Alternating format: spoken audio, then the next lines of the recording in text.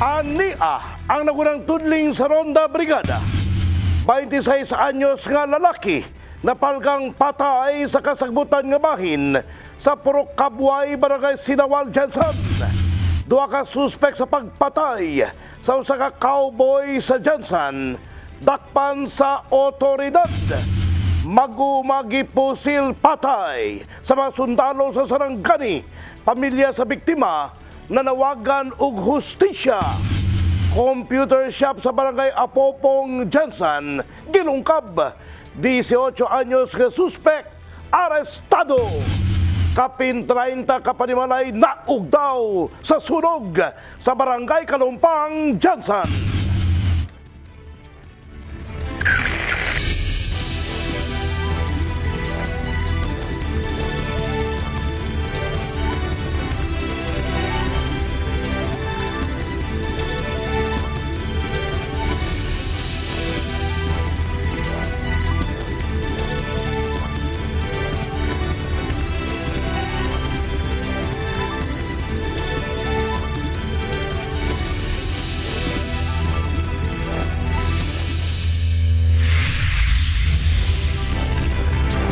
Sok Sergeant mayong gabi, adlawng Lunes, Agosto 28, 2023, live gikan dinhi sa Brigada News Center. Kami ang inyong mga kabrigada nga maghatag sa inyong mga balita dili lamang sa Sok Sergeant ingon man sa managlahing rehiyon. Ug kini ang Ronda Brigada. Napalgang wala na'y kinabuhi ang usa ka lalaki sa kasagbutan nga bahin sa Purok Kabuay, Barangay Sinawal, Jansan, nga adunay samad tinigbasan sa iyang lawas. Matod pa, nanarbaho sa usa ka ransyuhan ang biktima. Ibrigada Moher, Vera Jason. Igo na lang sa pagdangoy-ngoy si Jilin, ang kani live-in partner sa 26 anyos nga cowboy nga si Justin Hansinal, nga nakitang wala na'y kinabuhi sa Kabuay, Barangay Sinawal, Jansan. Sumala pa nini, buutan o kugihan ang namatay. Siyaw lamang kini kon makainom. Nailhan nini ang patay nga lawas sa biktima tungod mag-unom ka tuig usab sila nga magka-relasyon. Ang kugihan gid siya, tapos buutan mahinatagon. Tapos kon hilig siya mga amigo ba, friendly siya, kaso lang nalang sapat niya karang makainom na, say mawala na siya siyang passing. Dugang ni Jilin nga nagkita pa sila sa peryahan sa ilang barangay Sabado sa gabi og nagsabot nga sa ilang balay matulog apan iya kining gitambagan nga muli na lang sa iyang bunkhouse. Alas 11 na siguro to nanguli na kay close naman ang peryahan. Kailan nimo tong tulo? Oo, kaila ko kauban niya driver sa traktor og kuan kanang kauban niya sa trabaho nga diri sa baka. Nya nanangit pa. Oh, cowboy. Tapos nanangit pa siya sa kuha nga kanang uli na ko day nga anak ko nga sige Siya nag-drive? O siyang nag-drive niya angkas niya ang duha. Then ato that time wala na ko kabalo niya gat-chat me niya ako ni uli na pug ko mga quarter to 12 na mga anak quarter to 12 na ko naguli. Nagangyon na siya sa ko ang diri daw siya matulog sa ako. Yan anak manggug ko nga kanang ko gabiin naman dong kanang hubog na ka ba ko siya matulog na lang ko siya matulog na lang ko sige kay ipahulay na imong mata kay may sore eyes magud na siya anak ko ipahulay ng mata siya ugma day magbalhin kog bang house di ni reply ko siya nga kanang sige ugma adto ko dara sa imuha dara ko adto sa tabangan takaog kanang alas sa mga gamit kay balhin siya bang house pero never siya nag-open nga day mo na nakoy problema sa kuban wala pero ang ihalang gid daw di lang daw kasabay sa pagkaon kay syempre Muslim. Base sa pamahayag sa kauban sa trabaho sa biktima, gipukaw kini sa ilang gwardya tungod aduna sila'y nakita nga dugo sa katulganan ni Hansinal apan wala kini sa lugar. Hayag na nga may abot po diyang amahan kay gitawgan mo. Motong amo nang gi-survey ko dito. Ngita na mo do skillet kay basig gilabay lang nila ra ba. Di pag abot ito amo gi kuano na pos nakita man mo may pader nga naay dugo na po dito mi luwak. Motong gi sundan mo dito. Na pag para mo pag abot ito sa naay tong alambre na guto kural. Na may agi na po dugo. Motong last ito nga na nagyud siya dito day na kuan.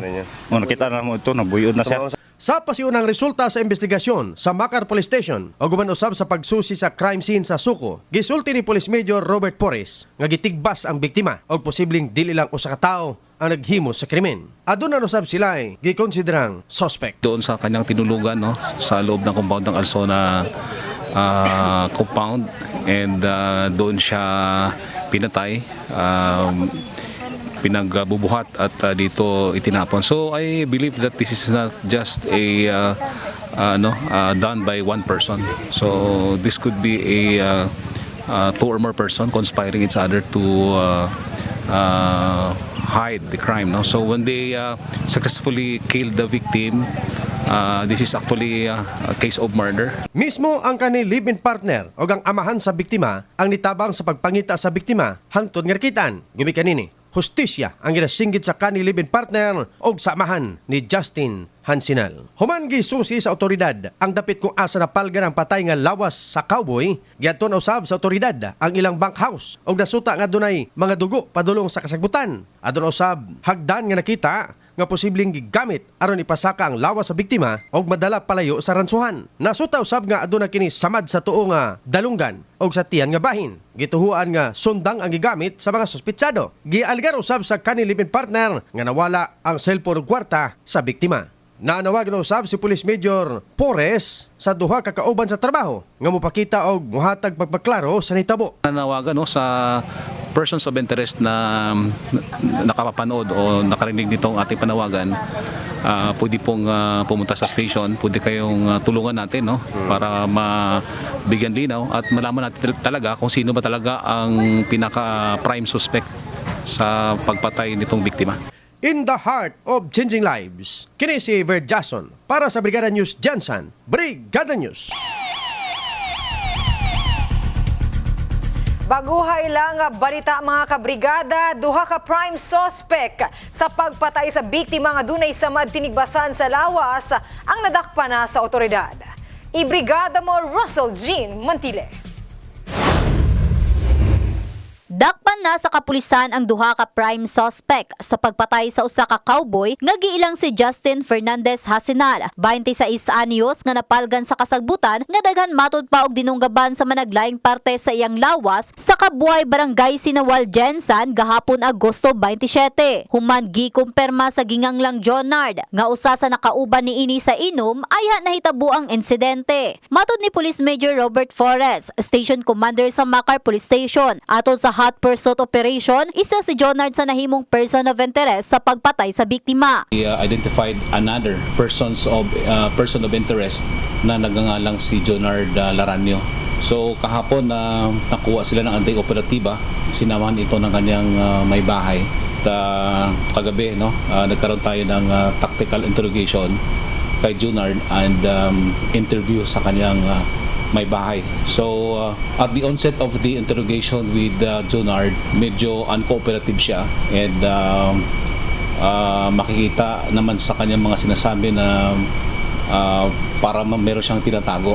Dili pa aminado si Jonard sa nahitabo apan tungod sa ilang intensive interrogation, iyahang gisaysay ang nahitabo hinungdan sa pagkatumbok sa pangalan sa mga suspetsado nga giilang si Daniel James Mahaling ug Bukol Cortez. Very spontaneous niya na yung kanyang narration. Then doon sa may portion gilid ng CR may daanan doon na maputik and maaring hinila nila si Justin at dinala doon sa secondary crime scene malapit sa kalsada. Kung napansin mo sa secondary crime scene sa bangkay ni Justin, merong maraming putik dito sa part na ito and yung kanyang short, no, puno ng putik. Kung titingnan natin yung mga circumstances, ito was planned, no. Personal namo nga nakahinabi si Jonard ug andam matud siya nga motistigo sa panghitabo base ra usab sa iyang mga nasayran. Una pa man nahitabo ang insidente nakaisgot matud pa ang duha sa ilang kalagot sa biktima. Si Justin usa gayod sa gisaligan sa iyang amo. Ang duha ka mga suspetsado mao ang iyang kaabag sa trabaho. Matinabangon og buutan matud pa ang biktima tungod sa konsensya niini. Lauman na lang ni Jonard na mahatagan og gustisya ang kamatayon ni Justin aron masiguro usab ang seguridad sa iyang pamilya human sa insidente. Magkuha daw sila gamit. So naglisod man pagkatkat kaya nakainom. Ako pang gitulak ang lubot. Hapit siguro 2 ka oras pud ang nilabay. Nanawag na pud, nanampit. Ako na pong giadtuan. Kaya mintras wala pa nagmatang asawa ba kaya masuko biya na. Kung sa man giitsahan kog bag tapos dawata maybe. Akong gidawat. Pero singot na kay sila kanang murag hadlok na ba dili na hubog unsa ba kanang na ilan na gyud ba nga na sila gihimo. Sabi man ako sumbag-sumbagon lang nila. Pero ang una gyud ako nadungog nila kana laging bahin-bahin nila sa ilang sideline. Mamaligya sila kanang patay na baka or gitiwasan makana nila nana ba. Nya kapoy daw sila sila sugo-sugo nya sa halin na murag wala sila ginatagaan siguro ana ba. Kapoy mga adlaw ma'am nga nagkurog jud na ma'am kana si Faisal. Mao nang nay mga balangoy sa balay. Di po na ako ang tanom, ako lang kuan jud sila ba. Kung ano di ay gutom na jud kayo may ba mura na mig mamatay. Sa karon nga natumbok na sa kapulisan ang mga prime suspect, makonsiderang case closed na ang maong pagpatay kang Justin. Possibly si Junard gawin nating eyewitness or star witness. The PNP will do its best. The police station too will do our best to secure him, prime suspects, and we having obtained our eyewitness, which could give us support in the filing of murder charges. So talagang makuha natin ito.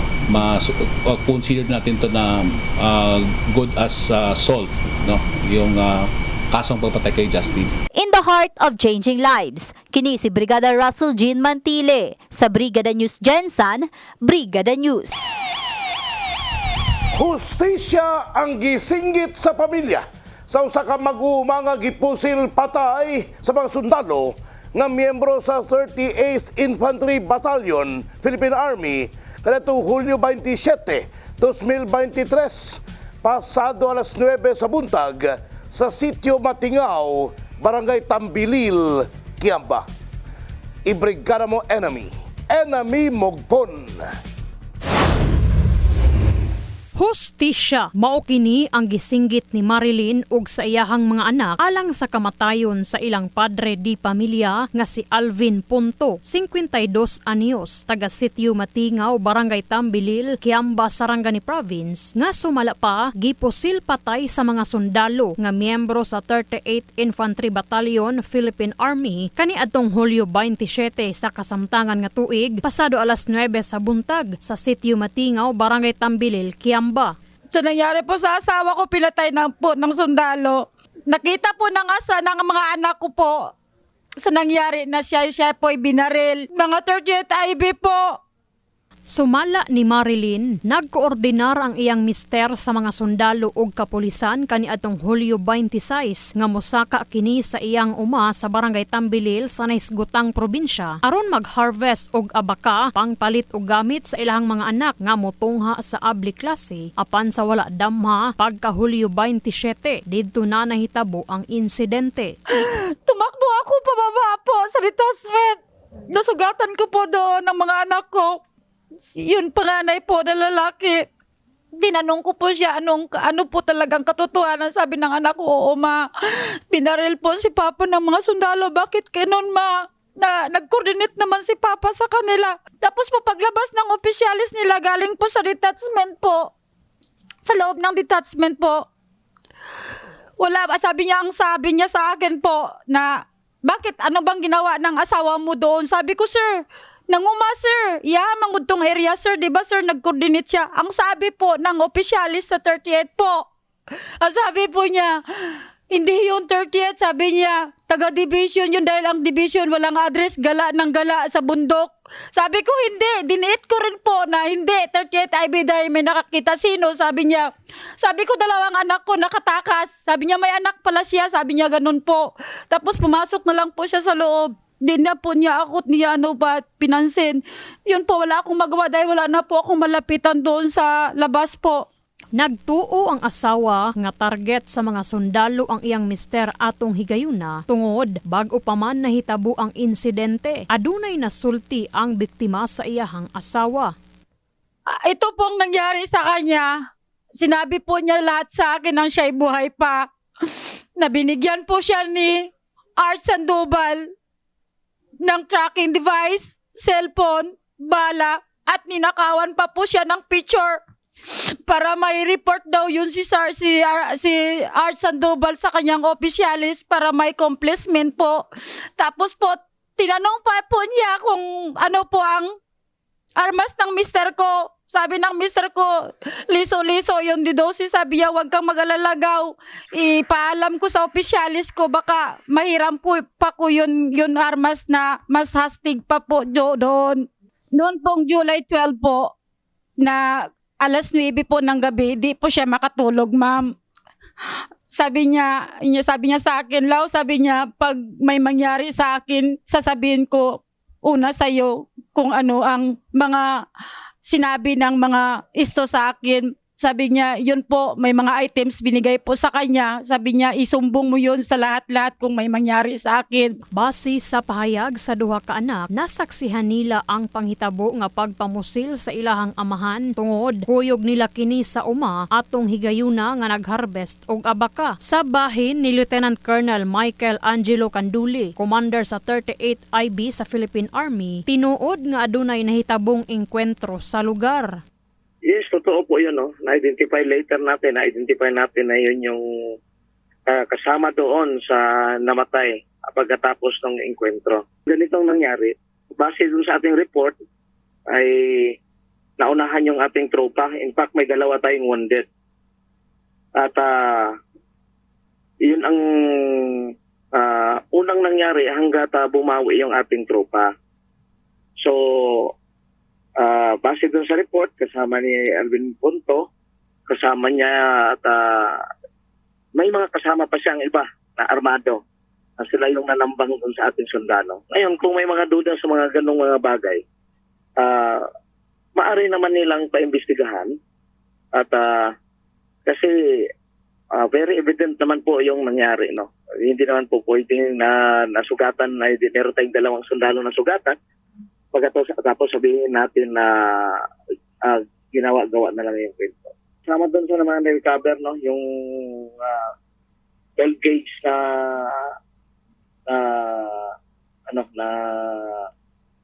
yung hawak-hawak ni Alvin Punto. At yun yung tumama doon sa yung bala nun na yung tumama dito sa panga ng isang sundalo natin. At meron ding mga fired cartridges o yung tinatawag nating basiyo ng 5.56 na na-recover din doon sa area. At meron ding mga na-recovered na mga subversive na document doon sa bag na kasama doon sa bag na-recover doon sa area. More or less nasa 5 sila lahat. Kasama si Alvin. Yun yung nasa report ko. Sakit matod pa alang sa pamilyang Punto ang nahitabo sa ilang padre di pamilya tungod sa mga samad pinusilan nga naangkon sa biktima. Napakasakit po, ma'am. Napakasinungaling po ng mga sundalo, ma'am. Sinugat pa nilang kapwa nilang sundalo para po sabihin po nagkwentruhan ay sila, ma'am. Ang sakit po, ma'am. Mismo po sila nagsisinugatan po nila sa likod po ng 6 ba yun kasamahan nila, ma'am. Para nagpakunwari na may kwentro daw, ma'am. Tapos pagdating po ng hospital, ma'am, sinigawan ko pa po yun. Kasi nungalingan po yan. Tingnan mo muna, sabi ko, ang dugo ng asawa ko ilang oras.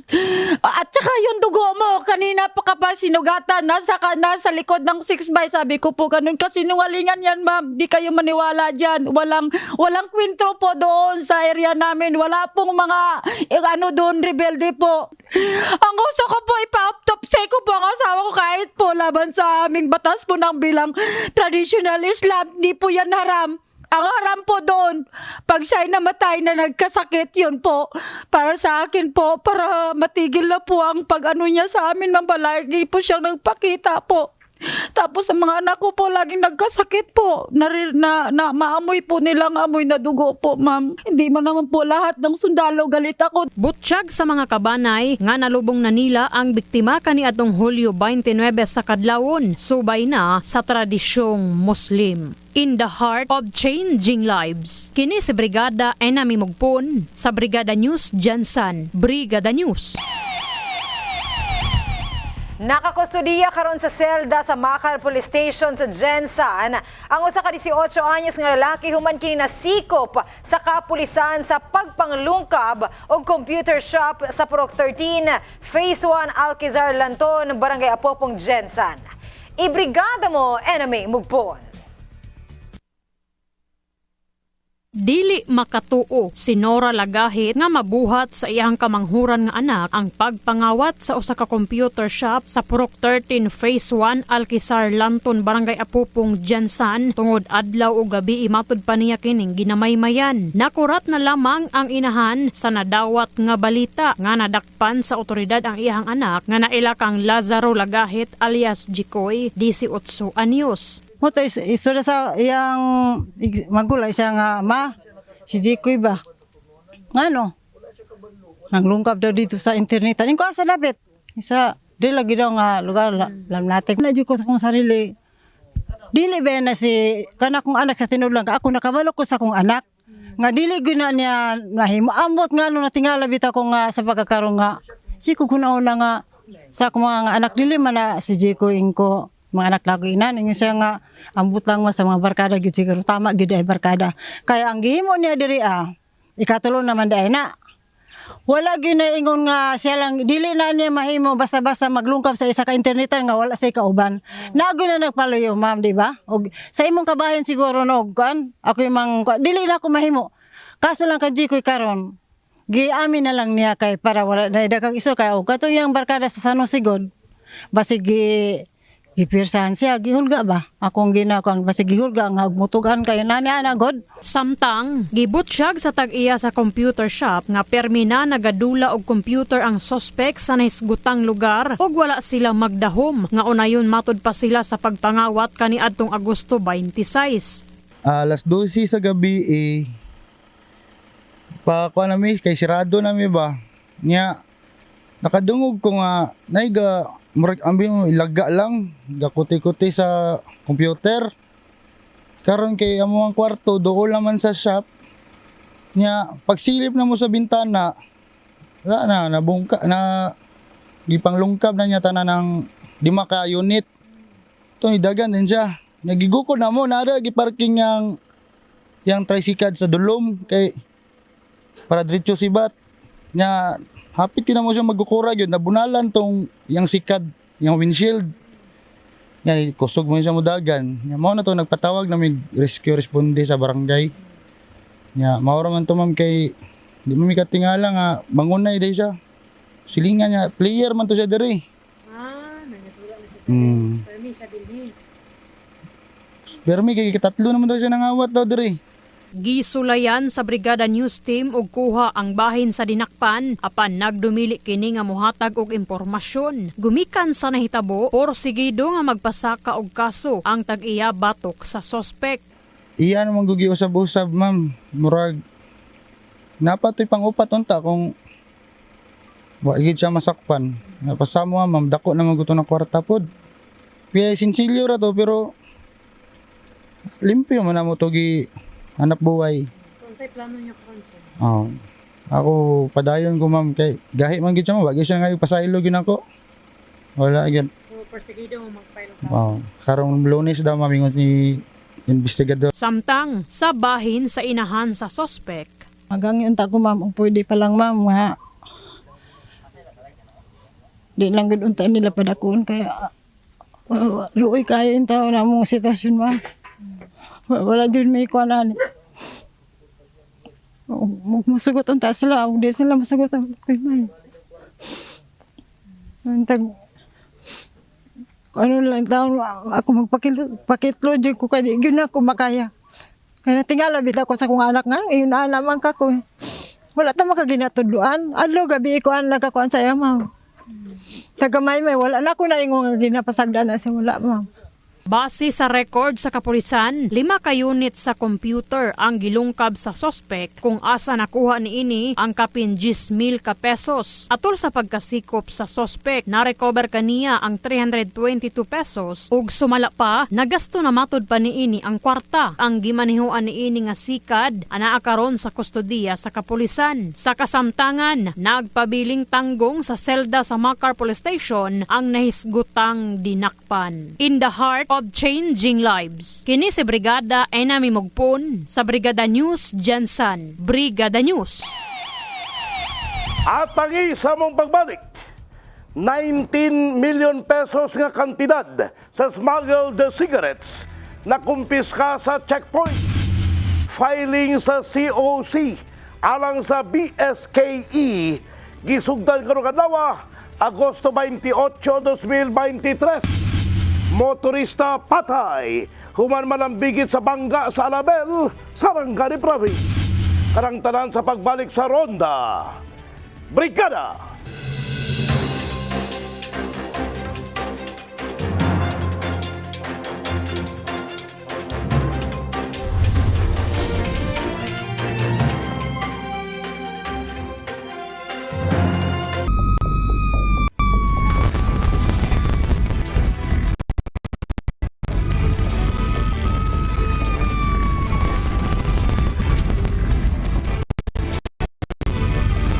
Usa ka sunog ang naitabo sa Purok San Miguel ug Purok Veterans, Barangay Kalumpang, Jansan, asa dili muubos sa 30 ka mga panimalay ang natala nga naugdaw, mga nasunugan, nanawagan ug tabang. Ibrigada mo MJ Fernandez.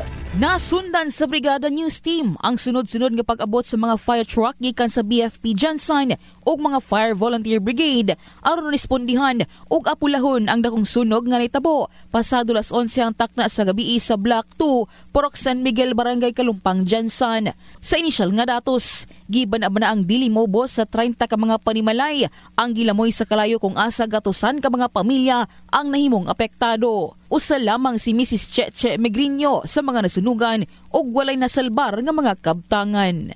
Wala po ka pa nung nasunog. Nya, nag-cellphone pa man ko kay may disco man. Pagtanaw naman sa pikas balay, itom raman niya. Pag-expect po ako nga nagdaob rapod. Nagsakaw na kami sa taas, mga 5 minutes lang po. Nagsigan na. Nagsingit ang silingan ng mga sunog. Wala ma'am, ang nasalba lang ako, ang dokumenta mo ko ang anak na kwantong bagong mga papel niya, gipalit na ako, mga notebook. Samtang atol sa sunog, may mga residente usab nga duol sa mong lugar ang gipagawas ang ilang mga gamit isip pagpangandam. Tawagan na lang mi nga nasunog daw. Dali na mi. Yang papatan masakiton maopoy naguna-una. Dali nagmotor halos na dili pa kanto sa highway ang motor. Nagbayanihan ang katauhan sa Purok San Miguel o Kasikbit Purok nga mao ang Purok Veterans sa pagsablig og tubig sa pagtuong makaluwas pa sila og Pinoy-anan. Samtang ang uban gisabligan na og tubig ang ilang balay aron dili na mukutay ang kalayo. Abay-abay dyan na muna sabli dyan. Kaya nagtrabagan dyan bitang mga silingan dyan. Kaya para mapalo lang dyan ang mga kayo dyan. Salamat sa mga nakasalbigil ng tabang dyan ha. Salamat sa mga kanagan nyo. Nimaho lang ganyang sunog. Diya sa kuno na ikaduhang nga balay. Gikanin tangke, ikaduhang balay. Diya nagsugod ang kayo. Usog naman gud. Motong ako na namukaw nila nga sunog. Gipaniguro usab sa Barangay Kalumpang Local Government Unit nga dali mahatagan og ayuda ang mga apektadong residente og temporaryong ibutang sa Barangay Kalumpang Gymnasium isip evacuation center. Karon ato pang mga ang katong ato mga nasunugan na magitay exact budget para sa ilahan no. Actually maayuda dayon automatic si mayor nya amo pang ginawag ang tanan musugod na ta og panabang no og mapuhon especially sa mga pagkaon una kay dako kay panginahanglanon kay medyo ubay-ubay nga mga households gyud ang naapektuhan. Kahibaluang, mao na kini ang ikaupat nga higayong adunay dakong sunog ang naitabo sa maong barangay.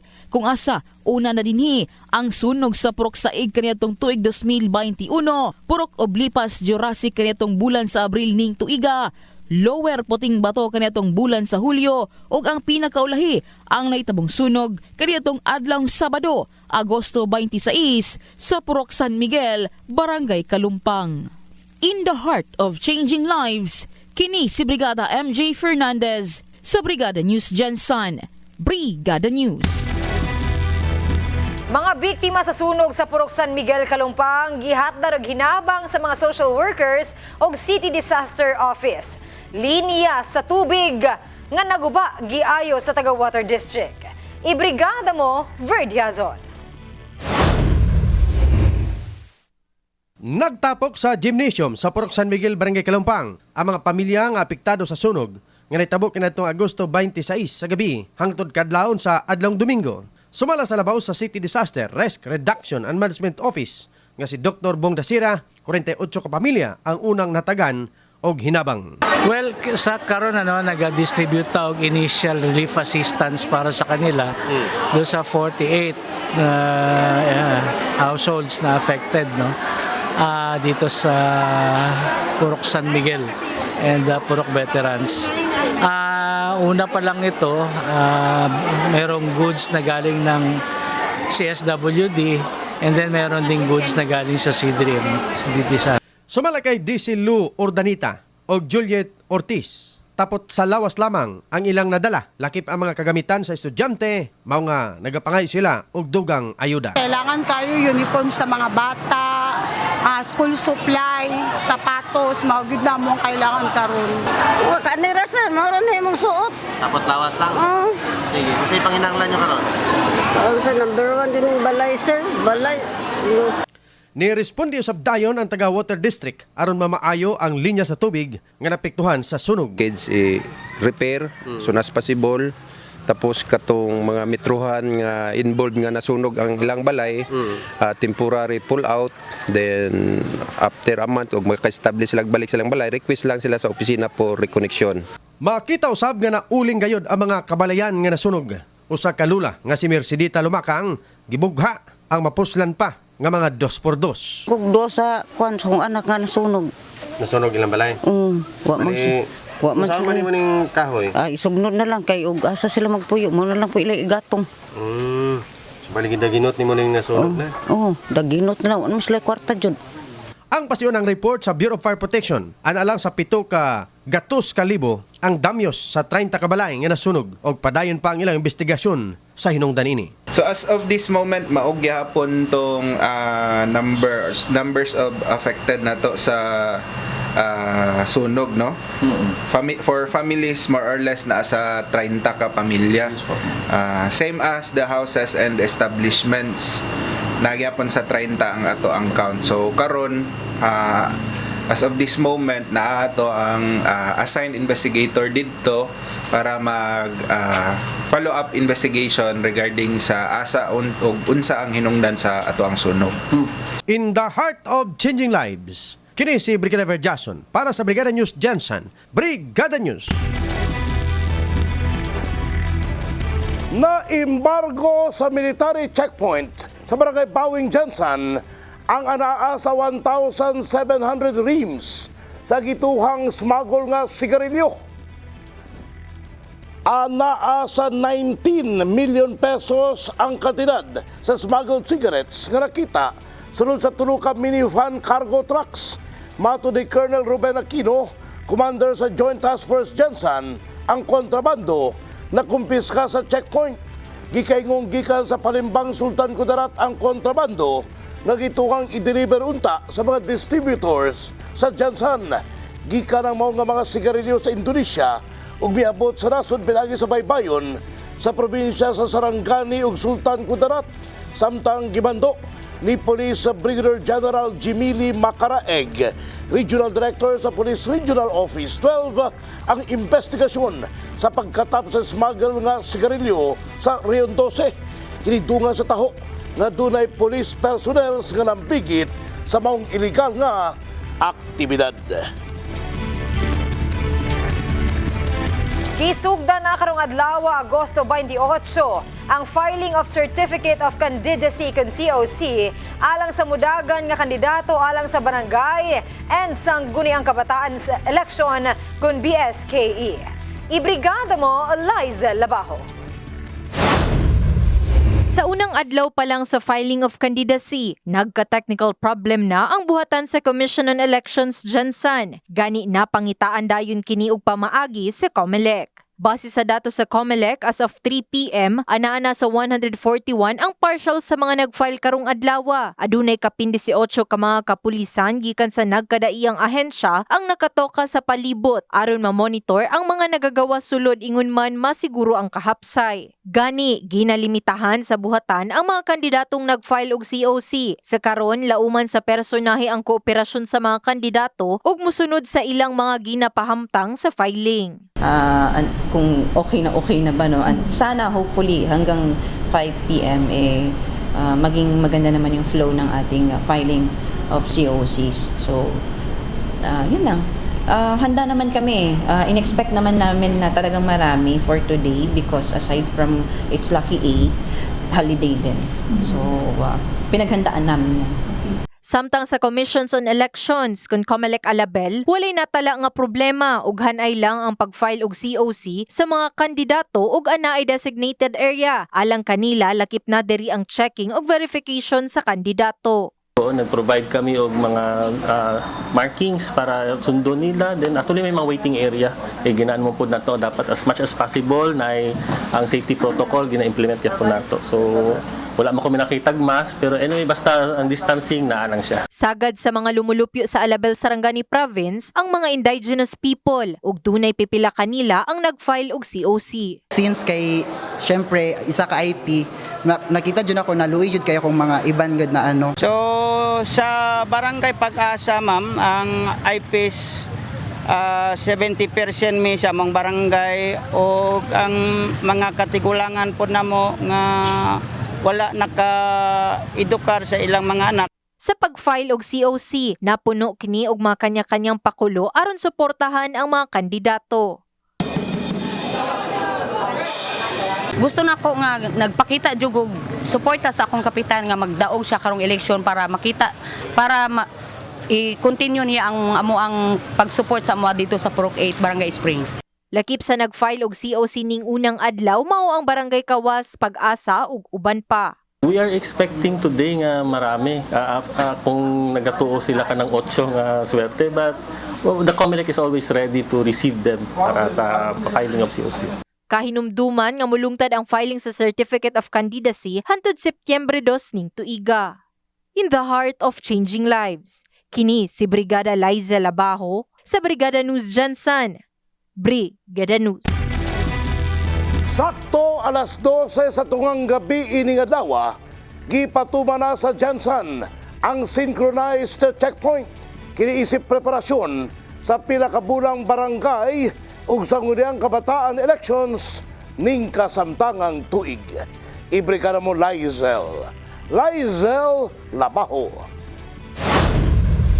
Nagsugod na ning adlaw, Agosto 28, ang filing sa Certificate of Candidacy kon COC ug election period ganban. Alas 12 sa tungang gabi, gilusad ang synchronized checkpoint operation sa Jansan kini aron mapatuman ang seguridad sa pagsugod sa ganban. At least na-inspect natin, nakita natin yung mga additional actual requirements pa nila at saka nakita din nila yung flow of traffic sa ganung mga oras na hindi na masyadong marami yung sasakyan na dumadaan. Instead, pailan-ilan na lang. Ang striktong implementasyon sa mga checkpoint na bati matud pa sa tricycad nga anaa nagpondo sa Buayan checkpoint. Luyo niya, daghan usab ang mga motorsiklo nga nagapondo sa gikaingong checkpoint. Isod kayo pa lutson ma'am, basin pag mananghid ka sila, basta mag-stricto sila. Lakip sa kinahanglan matud pa i-check ang mga nakamotorsiklo ug uban pa. Itong ipa-open ang ilang compartment, ang ilang windows para makita plain view doctrine ng atong i-emphasize nga makita ang laman sa ilang sakyanan, possible sa ilang compartment o di ba sa ilang likod nga part sa backseats. Luyo sa kapulisan, aduna usab koordinasyon niini ang mga personay sa Joint Task Force Jansan, Coast Guard ug daghan pa. In the heart of changing lives, kini si Brigada Liza Labajo sa Brigada News Jansan. Brigada News. Nagsugod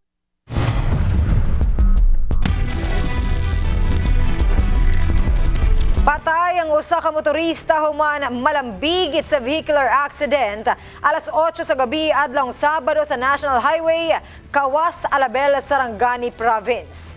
Subay sa report sa Alabel Municipal Police Station, ang biktima ang giilang si Michael Calpipit, 27 anyos, nga taga-barangay Lunpadido, Malapatan, Sarangani Province. Base sa inisyal nga investigasyon sa kapulisan, una nang may nabanggaan nga babayi si Calpipit samtang gisulan niya glikay ang pedestrian lane, aksidente kining nabangga sa usa ka freezer van nga mopadulong unta dinhi sa dakbayan sa Jensan. Tungod sa kakusog sa impact sa pagabangga, nakaangkon og serious head and body injury ang nasangpit nga motorista. Gidala pa kini sa ospital, apan nakabsan gihapon sa kinabuhi tungod sa fatal injuries nga naangkon niini. Samtang gikustodiya na sa Alabel Municipal Police Station ang mga nalambigit nga bihikulo. Usa ka fish car nga padulong sa Jensen Fishport ang nawalan og preno sa Banwalan Bridge, Barangay Tumbler. Sa pagpakikinabi sa Brigada News Team sa nagmaneho sa fish car na si Ariel Espediña, gikumpirma nini nga gikan siya sa ilang panimalay sa Purok Emiliana, Barangay Kalumpang, ug padulong unta sa Fishport sa dihang naaksidente. Pag-abot matud pa sa tulay sa Purok Banwalan, sa dihang palugsong kini, nawalaan kini og preno. Ang resulta, nisaka og nilahos ang gimanihuan sa sementadong pader sa usa ka kumpanya. Nabuak ang bahin sa pader ug sa barabara ana sa usa ka gatos nga hollow blocks ang gikinahanglan aron mapaayo kini og balik. Gani wala pay dialogo nga natabo tungod wala sa Jensen ang tag-iya sa maong pader. Panawagan sa otoridad nga kanunay i-check ang mga preno sa mga ginamanihuang sakinan aron malikayan ang disgrasya.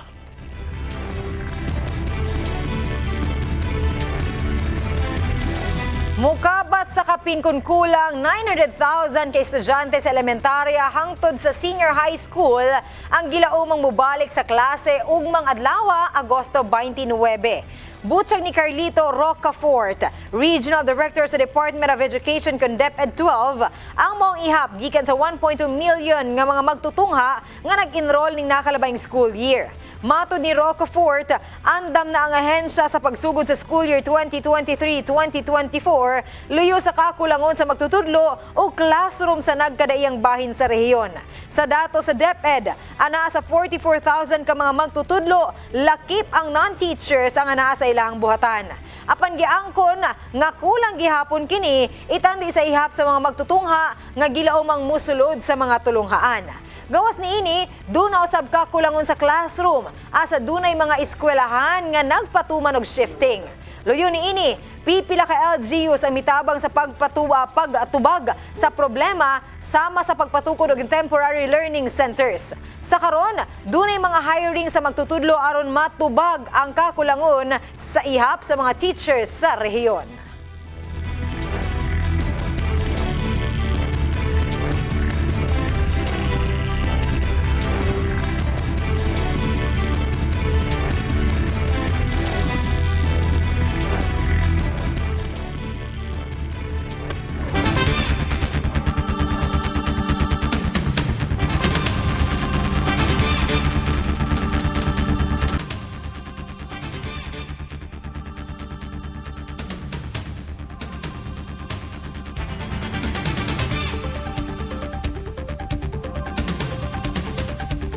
Walay direktang tubag ang Pentagon sa mga pangutana kalabot sa mga American aircraft nga nakitaan sa nakalabay nga resupply mission sa Pilipinas sa BRP Sierra Madre sa Ayungin Shoal.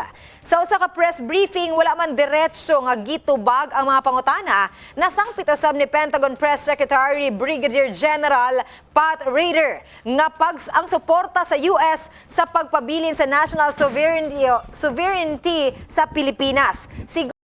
Wala siya'y partikular nga mahatag nga report pag-abot sa US military assistance. Gawas niini, giinsistir usab sa opisyal nga kanunay ang pagmonitor sa US ug andam sila nga motabang kung gikinahanglan. Samtang matud usab ni Defense Secretary Gibo Teodoro Jr. ang nakit-ang aircraft samtang ginapahigayon ang resupply mission lakip sa navigation operation sa US.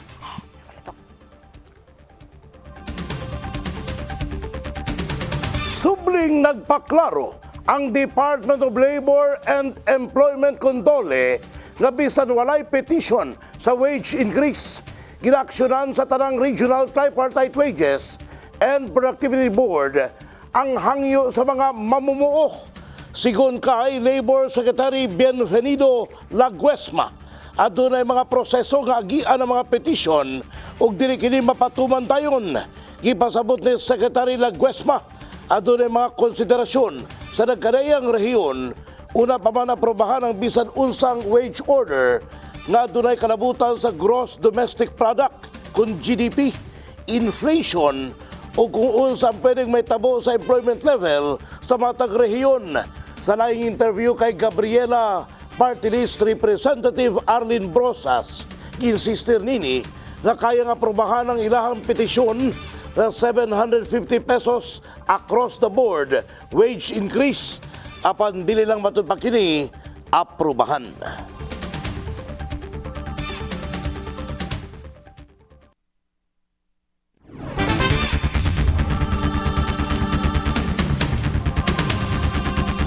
Patay ang tulo ka US Marine samtang samdan usab ang 20 ka tawo humanahag sa ang gisakyang MV-22B Ops Ray aircraft sa gikasang military drill sa Millville Island, Australia. Sigon kay Northern Territory Police Commissioner Michael Murphy, walay na kaikya sa aksidente rason sa pagdala sa ospital sa tanang sakay niini. Sa karon, gisiguro usab sa Marine Rotational Force nga padayon gihapon ang ginahimong recovery efforts alang sa mga biktima niini ug pag-imbestiga sa ugat sa insidente.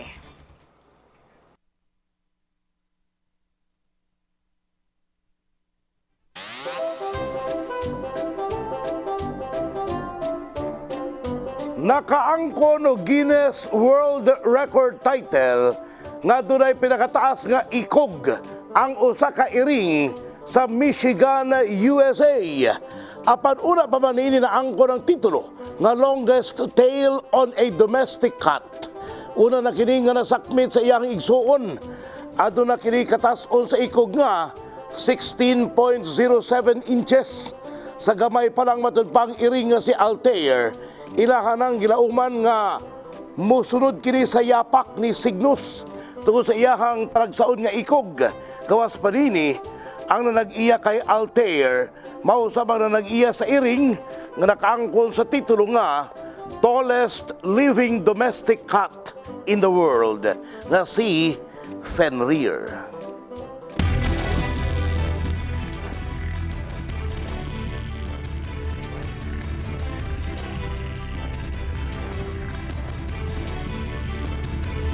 Mga kabrigada, padayon gihapon sa pagdawat ang Kabrigada Foundation Incorporated alang ngadto sa mga kabrigada nga nanginahanglan og hinabang. Alang sa cash donations, mamahimo kining ipadala sa Kabrigada Foundation Incorporated Security Bank Account Number upat ka 0378-40172. Ug alang sa in-kind donations ipadala kini sa Brigada Complex nga nahimutang sa NLSA Road, Barangay San Isidro, General Santos City. Ug sa mga gusto nga mamahimong Brigada Volunteer, pwedeng modungop dinhi sa estasyon ug magpalista. Ang naglangkob sa Ronda Brigada karong adlawng Lunes. Mga istoryang 24 oras nga gitutukan sa news team sa Brigada News TV. Happy National Heroes Day, mga kabrigada. Ako si Brigada CJ Seri, in the heart of changing lives. Kinatibuk ang pagserbisyo hatod alang sa publiko. Walay sagol bakak, tanan alang sa kamatuoran. Kini si Konsehal Attorney Can Kasaligan Balyeke. Palaban para sa taong bayan kun para sa tao. Sadyang mapagmahal, SM, in the heart of changing lives. O kiniyang Ronda Brigada!